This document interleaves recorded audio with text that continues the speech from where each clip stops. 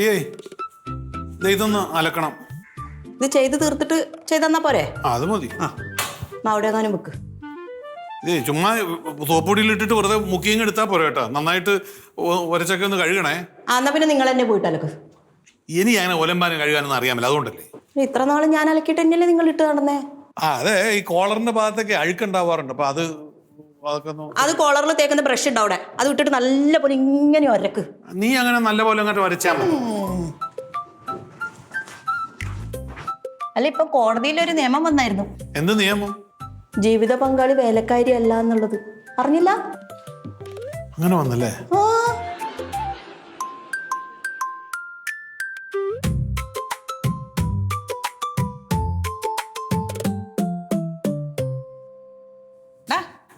നീ എന്തിനാ എന്നെ പറ്റി അപവാദം പറഞ്ഞു? അപവാദം? അപവാദം എനിക്ക് അങ്ങനത്തെ പരിപാടി ഒന്നുമില്ല കേട്ടോ. നീ എന്റെ ആങ്ങളെ വിളിച്ചു പറഞ്ഞില്ലടാ എന്നെ പറ്റി? അമ്മയുടെ ആങ്ങളെ ഞാൻ വിളിച്ചു പറഞ്ഞു. അമ്മ അമ്മ അങ്ങനെയാണെങ്കിൽ അത് ഉറപ്പായും പറഞ്ഞിട്ടുണ്ടാവും. ഇതോടി സരസ്വതിയുടെ മോൻ നീയാണോ? സരസ്വതിയുടെ മോൻ ഞാൻ തന്നെ. എന്താ അപ്പൊ നീ എന്തിനാ വിളിച്ചു പറഞ്ഞ എന്റെ ആങ്ങളയോട്? അപ്പൊ ഞാൻ അറിഞ്ഞിട്ട് പോലും ഇല്ല. ഞാൻ ആരെയും വിളിച്ചിട്ടും ഇല്ല, ഒന്നും പറഞ്ഞിട്ടുമില്ല. നീ എന്നെ പറ്റി അപവാദം പറഞ്ഞെന്ന് നിന്റെ അമ്മായി എന്നെ വിളിച്ചു പറഞ്ഞല്ലോ. അമ്മായി അങ്ങനെ പലതും പറയും. അമ്മാവൻ പറഞ്ഞോ? അമ്മാവൻ പറഞ്ഞു, അമ്മായിയോട് പറഞ്ഞു. അതാണ് അമ്മായി എന്നെ വിളിച്ചു പറഞ്ഞത്. അമ്മ ചുമ്മാ ഉരുണ്ട് കളിക്കാതെ. അമ്മയോട് അമ്മയുടെ സഹോദരൻ എന്ന് വെച്ചാൽ എന്റെ അമ്മാവൻ പറഞ്ഞോ? പറഞ്ഞില്ല. പറഞ്ഞില്ലല്ലോ. എനിക്ക് അമ്മാവന്റെ വായിന്ന് കേൾക്കണം. നമുക്ക് അമ്മാവനെ വിളിക്കാം. ഫോൺ ഇവിടെ വേണ്ട. നീ വിളിക്കണ്ടടാ. നീ വിളിക്കാനൊന്നും വേണ്ട. ഇനി കൂത്തിത്തിരിപ്പുണ്ടാക്കാനായിട്ട് ഓരോന്ന് വിളിച്ചു അങ്ങോട്ടും പറഞ്ഞു ഇങ്ങോട്ടും പറഞ്ഞു. എന്തിനാ അമ്മ കുത്തിത്തിരിപ്പുണ്ടാക്കുന്ന? ഞാനൊന്നും അല്ല, അമ്മയുടെ നാത്തൂനായിരിക്കും. എന്നാലും ഒന്ന് വിളിച്ചു ചോദിക്കാം. വിളിക്കാൻ പറ്റില്ല, വിളിക്കാൻ പറ്റില്ല. അവരെന്നോട് ആരോടും പറയരുതെന്ന് പറഞ്ഞതാ. ആരോടും പറയരുതെന്ന് പറഞ്ഞ കാര്യം പിന്നെ എങ്ങനെ അമ്മയോട് പറഞ്ഞേ? അത് ഞങ്ങൾ തമ്മിലുള്ള സ്നേഹം കൊണ്ട് അവൾ എന്നോട് പറഞ്ഞു. അപ്പൊ പിന്നെ നമുക്ക് വിളിച്ചു ചോദിക്കാലോ. വേണ്ട, ചോദിക്കണ്ട. ഇനി നീ എന്നെ പറ്റി എന്തെങ്കിലും അപവാദം പറഞ്ഞോണ്ടല്ലോ നിന്റെ മുട്ടുകാലി ഞാൻ തല്ലി ഓടിക്കും കേട്ടോടാ. നീ എന്നിട്ട് മുട്ടാലി ഇവിടെ കിടന്ന് കഴിയും. ഓരോന്ന് ഒപ്പിച്ചോണ്ട് വരുന്നു ആവശ്യമില്ലാതെ. ഇതെന്തൊരു പാടായത്. നമ്മൾ ഒന്നും അറിഞ്ഞിട്ടുമില്ല, ചുമ്മാ മുട്ടുകാല്. അമ്മ എന്തായാലും മുട്ടുകാല് പൊട്ടിക്കും.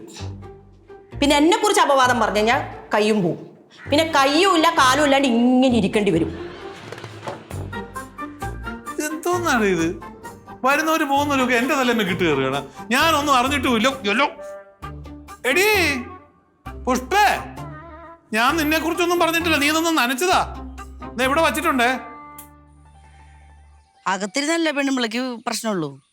ഇവിടെ ഇരുന്ന ആരും ചോദിക്കാന്നറിയാല്ല. അപ്പച്ചി, നീയല്ലല്ല കൃഷ്ണല്ലേ വരേണ്ടത്. എന്തിനാ കൃഷ്ണ വരണേ? ഒന്നുമില്ല.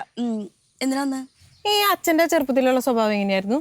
നിന്റെ അച്ഛന്റെ സ്വഭാവം നല്ല സ്വഭാവമായിരുന്നു, പക്ഷെ ഒടുക്കത്തെ തീറ്റായിരുന്നു. അതല്ല ഞാൻ പറഞ്ഞത്.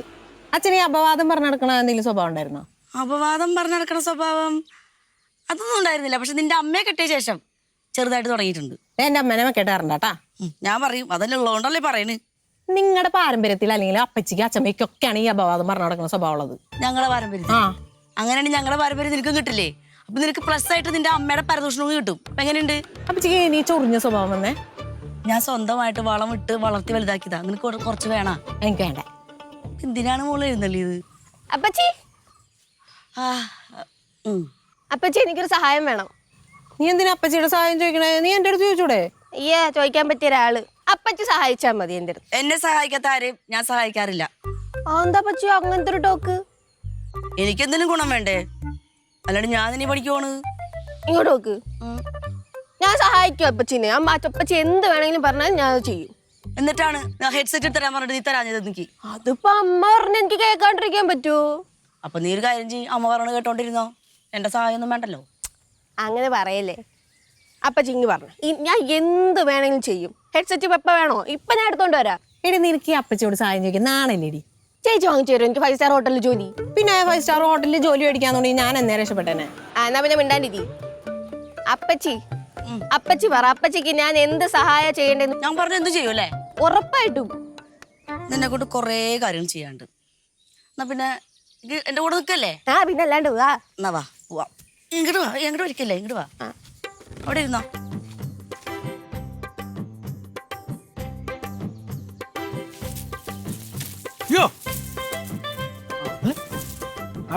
നീയാണ്? ഇതിനകത്ത് അച്ഛൻ വന്ന് ഇവിടെ കുത്തിയിരിക്കുന്നത്. ഞാൻ ആ ടെൻഷനിലിടാവേ. ടെൻഷൻ മാറാൻ വേണ്ടി പറഞ്ഞു വന്നിരുന്നാ മതിയോ? അമ്മയുടെ മുമ്പിൽ പോയി പെടാതിരിക്കാൻ വേണ്ടി ഞാൻ ഇവിടെ ഒളിച്ചിരിക്കുന്നതാ. അയ്യേ, നാളെ വലിയ ഈ പ്രായത്തിൽ അച്ഛനെ പേടിച്ച് ഇവിടെ ഒന്ന് ഒളിച്ചിരിക്കാൻ. പിന്നെ ആവശ്യമില്ലാതെ നമ്മൾ ഓരോന്നൊക്കെ അച്ഛമ്മയെ കുറിച്ച് അപവാദം പറഞ്ഞു എന്നൊക്കെ പറഞ്ഞു നടന്നാൽ പിന്നെ നമ്മൾ ടെൻഷൻ ആവാതിരിക്കുമോ? എന്താ അച്ഛമ്മക്ക് ഇത്രയും പ്രായമായില്ലേ, നാളെയില്ലേ ഇപ്പോഴും ചുമ്മാ അപവാദമൊക്കെ പറഞ്ഞോണ്ടാണ്. ഒറ്റ അടി വെച്ച് തന്നാണല്ലോ. ഞാൻ അപവാദം ഒന്നും പറഞ്ഞിട്ടില്ലാവേ. പിന്നെ ഞാൻ പറഞ്ഞു ഇങ്ങനെ പറഞ്ഞോണ്ടിരിക്കുകയാണ്. ആര്? അമ്മാവൻ. യു മീൻ അച്ഛമ്മയുടെ മറ്റേ അനിയൻ? എനിക്ക് വേറെ ഏതാടാ അമ്മാവനോ? അമ്മാവൻ എന്ത് പറഞ്ഞു? അങ്ങേര് അമ്മയ്ക്ക് കൊടുക്കേണ്ട സ്വത്തൊന്നും കൊടുത്തിട്ടില്ല എന്ന് അമ്മ എന്നോട് പറഞ്ഞതായിട്ട് ഞാൻ അമ്മാവനെ ഫോൺ ചെയ്ത് പറഞ്ഞു എന്ന് കമ്മാവന്റെ ഭാര്യയോട് പറഞ്ഞു. ആ കമ്മായി അത് കേട്ട മാത്രമേ നമ്മുടെ അമ്മയോട്, അമ്മ തുള്ളാൻ വിളിച്ചപ്പാടിനെ പോലെ ഇരിക്കുകയാണല്ലോ, അമ്മയെ വിളിച്ചത് പറഞ്ഞു. അമ്മ ഇപ്പൊ എന്നെ ഇട്ടുകൊണ്ട് ഓടിക്കുകയാണ്. ഈ നര വീണ എല്ലാവർക്കും ഉള്ളൊരു കുഴപ്പത് എന്തുവാ കാര്യം? എന്തുവാ ഇവർക്കെല്ലാം ഒരു ഊള സ്വഭാവം ഉണ്ടെന്നേ വയസ്സായി കഴിഞ്ഞാൽ. എന്ത് ഊള സ്വഭാവം? ഇപ്പൊ അവരെന്നെ പറ്റി അല്ലേടാ ഇങ്ങനെ ഈ ഓരോ കള്ളത്തിലൊക്കെ പറഞ്ഞു നടക്കുന്നത്. പറയാം.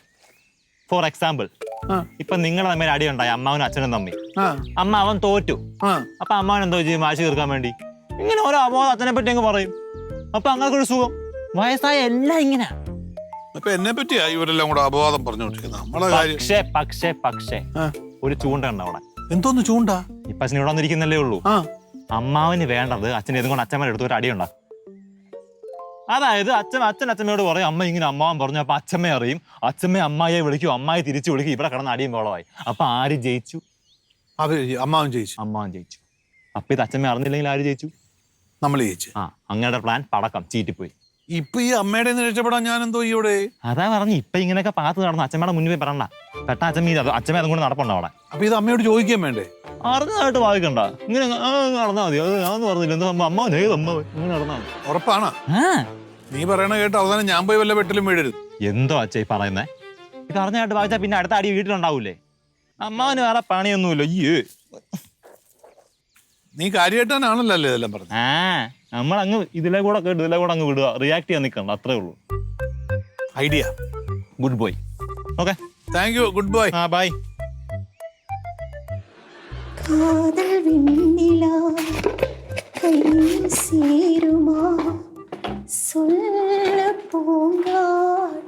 കൃഷ്ണ, നിനക്ക് കട്ടൻ ചായ ഉണ്ടാക്കിത്തന്നെ? അപ്പച്ചിക്ക് കട്ടൻ ചായ മതിയോ? പാൽ ചായ വേണ്ടല്ലോ. പാൽ ചായ വൈകുന്നേരം മതി, ഇപ്പൊ കട്ടൻ ചായ മതി. മറ്റേ കടുപ്പം കൂട്ടിയിട്ട് വേണോ കുറച്ചിട്ട് വേണോ? കടുപ്പം മീഡിയം മതി, മധുരം കൂട്ടിക്കോ. എന്നാ ഓക്കെ.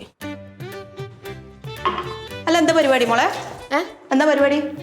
അപ്പച്ചിക്ക് കട്ടൻ ചായ ഉണ്ടാക്കി കൊടുക്കാൻ പോണു. സരിത കുറച്ച് ഇങ്ങോട്ടൊന്ന് പറയുന്നേ. ഒന്ന് കാലും കയ്യെല്ലാം ഒന്ന് ഷെയ്ക്ക് ചെയ്ത് ഒന്നിങ്ങനെ നോക്കട്ടെ. ഒന്ന് വെറുതെ ഇങ്ങനെ ഒന്നൊന്ന് ചെയ്. ഡ്രസ്സൊന്നുമില്ല. ഡ്രസ്സിനല്ല, ഒന്ന് കാലും കയ്യൊക്കെ ഒന്ന് ഇങ്ങനെ ഒന്നാക്കിയേ. കുഴപ്പമില്ല. ഒരു കുഴപ്പമില്ലല്ലോ. ഇല്ലല്ലോ. എന്നാ പിന്നെ അവര് തന്നെ ഉണ്ടാക്കുക. ഞാൻ അവളോടല്ലേ ചായ ഉണ്ടാക്കാൻ പറഞ്ഞത്, നിങ്ങളോടല്ലല്ലോ. അവക്ക് പ്രശ്നമില്ല, പക്ഷെ എനിക്ക് പ്രശ്നമുണ്ട്.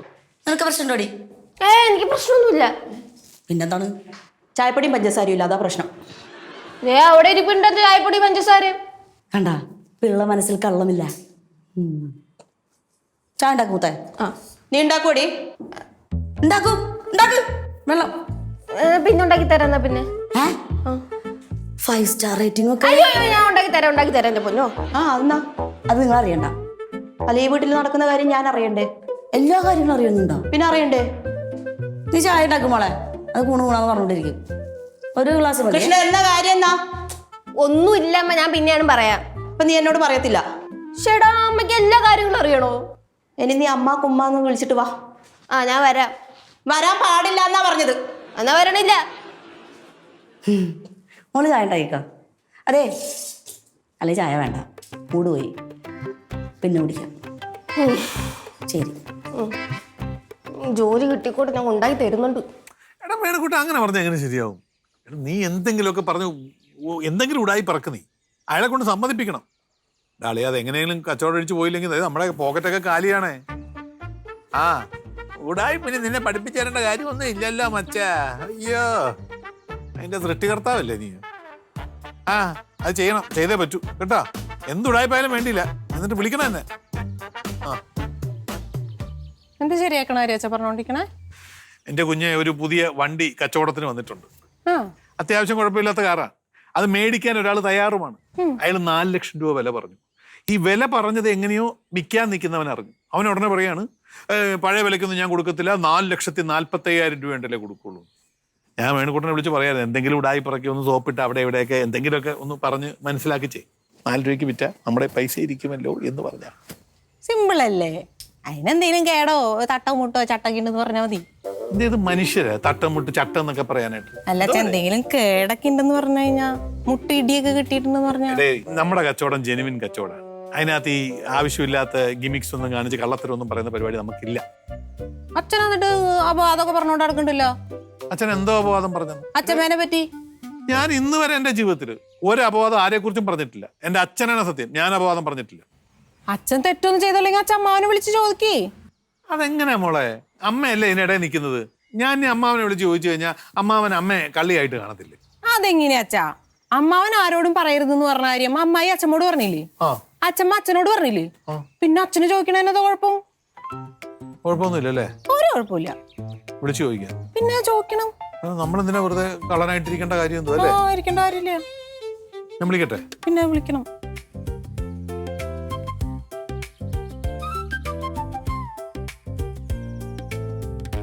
മിക്കവാറും അച്ഛന് അച്ഛമ്മയുടെ നിന്ന് കിട്ടും, അല്ലെങ്കിൽ അച്ഛൻ്റെ നിരപരാധിത്വം തെളിയും.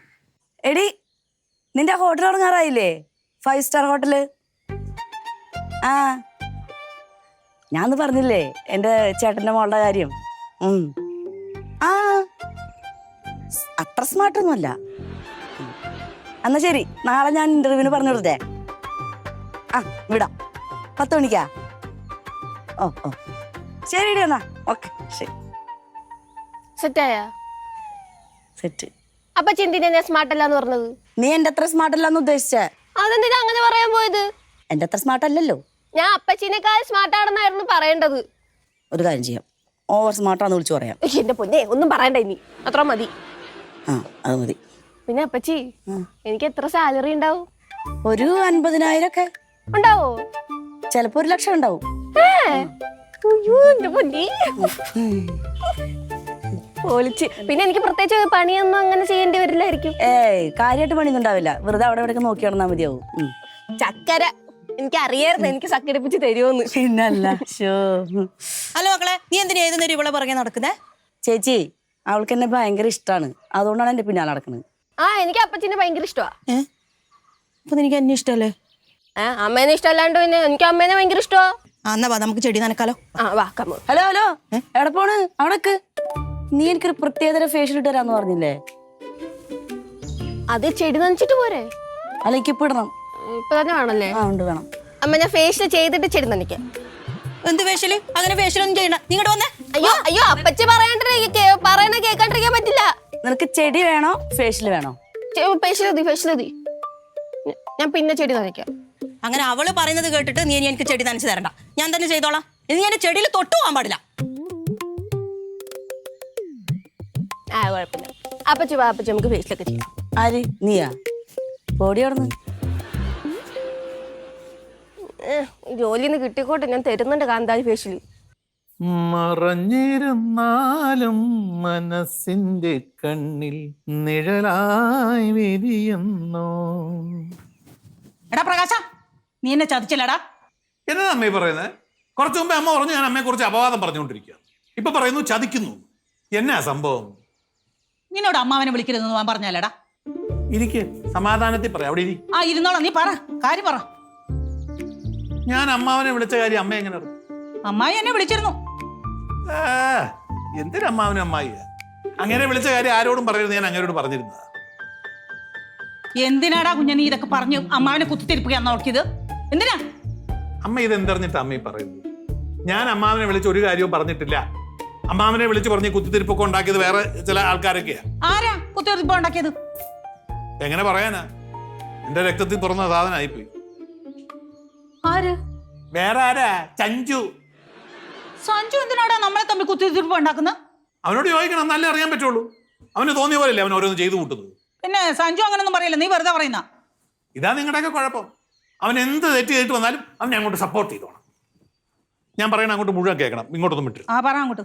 ഈ മണ്ട ശിരോമണി ഉണ്ടല്ലോ സഞ്ജു, ഇവൻ ഫോൺ ചെയ്ത് അമ്മാവന്റെ ഈ സ്ഥലത്തിന്റെ കാര്യവും മറ്റേ കാര്യവും ഒക്കെ അവന് തോന്നുന്ന പോലെ അങ്ങോട്ട് പറഞ്ഞു. അമ്മാവൻ ആകെ ടെൻഷനായിപ്പോയി.